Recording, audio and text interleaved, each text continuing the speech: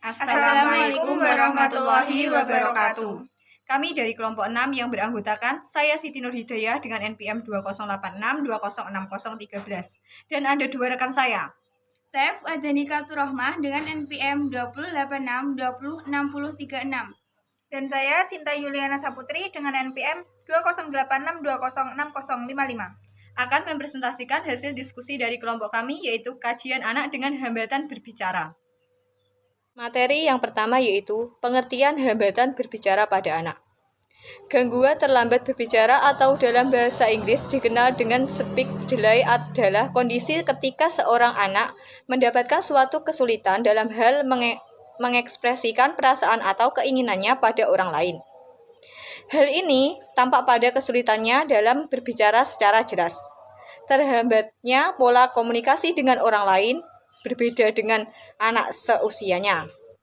Disebabkan kurangnya penguasaan kosakata, ada beberapa anak yang tidak terdeteksi sebagai penderita gangguan pendengaran atau autisme, tetapi mengalami keterlambatan dalam berbicara.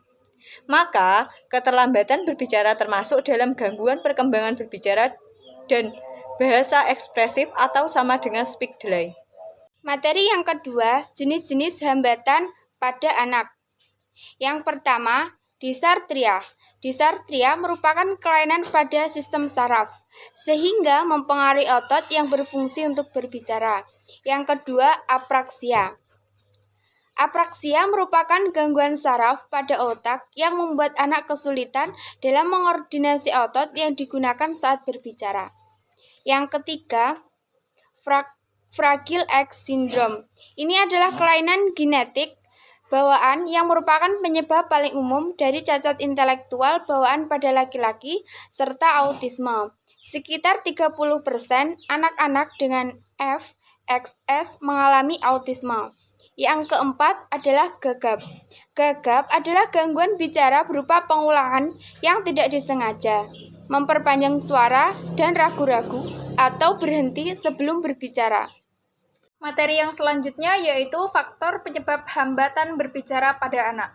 Berikut beberapa penyebab anak terlambat berbicara yang perlu diketahui yaitu yang pertama, masalah pada bagian mulut. Yang kedua, gangguan bicara dan bahasa. Yang ketiga, kehilangan pendengaran. Yang keempat, kurangnya stimulasi lingkungan. Yang kelima, gangguan spektrum autisme dan masalah neurologis. Yang keenam, lahir prematur. Yang ketujuh, gangguan APD. Yang kedelapan, masalah neurologis. Yang kesembilan, autis. Dan yang kesepuluh, gangguan CAS. Materi yang selanjutnya yaitu cara mencegah dan mengatasi hambatan berbicara pada anak. Yang pertama, melatih komunikasi dua arah dengan anak. Yang kedua, bermain permainan sederhana bersama anak. Yang ketiga, membaca cerita atau dongeng anak. Yang keempat, ajak anak belajar bernyanyi bersama. Yang kelima, terapi wicara bahasa. Dan yang keenam, batasi screen time. Sekian presentasi dari kelompok kami. Bila ada kurang lebihnya kami mohon maaf. Wassalamualaikum warahmatullahi wabarakatuh.